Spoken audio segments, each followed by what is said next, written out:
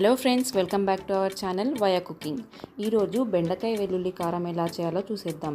మనం నార్మల్గా చేసుకునే బెండకాయ కర్రీకి దీనికి చాలా డిఫరెన్స్ ఉంటుంది అండ్ ఇది చాలా టేస్టీగా ఉంటుంది.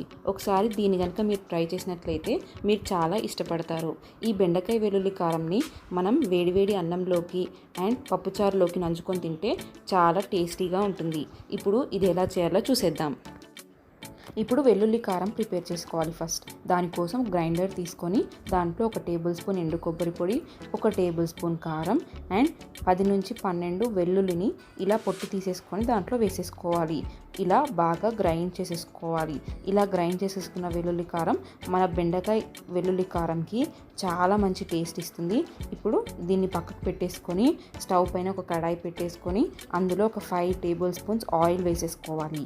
ఆయిల్ హీట్ అవ్వగానే అందులోకి 4 పచ్చిమిర్చి ముక్కలను ఇలా కట్ చేసేసుకొని వేసేసుకోవాలి.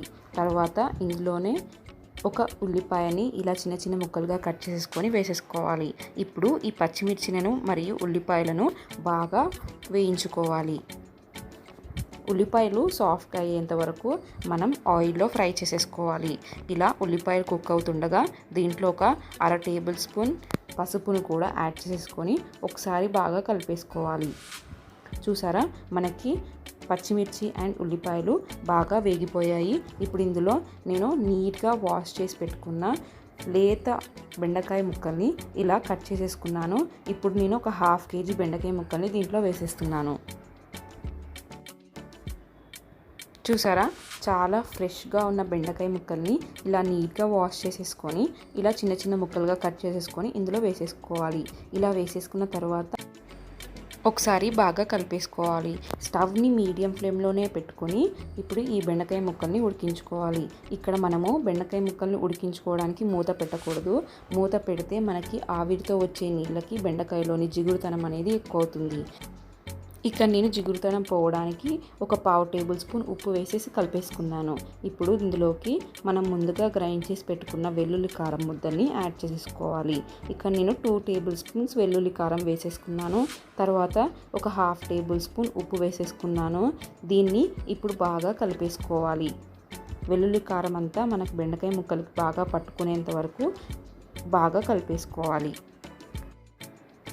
ఇలా మసాలా అంతా ముక్కలకు బాగా పట్టుకునేంత వరకు బాగా కలిపేసుకొని మీడియం ఫ్లేమ్లో ఇంకొక 5 to 10 మినిట్స్ వరకు కుక్ చేసేసుకోవాలి. చూసారు కదా ఎంత బాగా కుక్ అయిపోయిందో. మనకి వెల్లుల్లి అనేది హెల్త్కి కూడా చాలా మంచిది. 5 మినిట్స్ తర్వాత కొత్తిమీర ఆకులను వేసేసి ఒకసారి బాగా కలిపేసుకుంటే మన బెండకాయ వెల్లుల్లి కారం రెడీ అయిపోయినట్టే. ఇప్పుడు ఈ బెండకాయ వెల్లుల్లి కారంని నేను సర్వింగ్ బౌల్లోకి సర్వ్ చేసేసి మీకు చూపిస్తాను. చూసారు కదా ఫ్రెండ్స్, చాలా తక్కువ టైంలో తక్కువ ఇంగ్రీడియంట్స్తో మనం రెగ్యులర్గా చేసుకునే బెండకాయ కర్రీ కన్నా ఇది చాలా డిఫరెంట్గా ఉంటుంది అండ్ చాలా టేస్టీగా కూడా ఉంటుంది. ఇప్పుడు ఈ రెసిపీని మీరు కూడా ట్రై చేసేసి ఎలా వచ్చిందో మా కామెంట్ బాక్స్లో కామెంట్ చేయండి. ఈ రెసిపీని వేడివేడి అన్నంలోకి పప్పుచారులోకి నంచుకొని తింటే చాలా టేస్టీగా ఉంటుంది. మీకు కనుక ఈ రెసిపీ నచ్చినట్లయితే లైక్ చేయండి, షేర్ చేయండి అండ్ మరిన్ని ఇలాంటి వీడియోస్ కోసం మా ఛానల్ని సబ్స్క్రైబ్ చేసేసుకోండి. Thank you.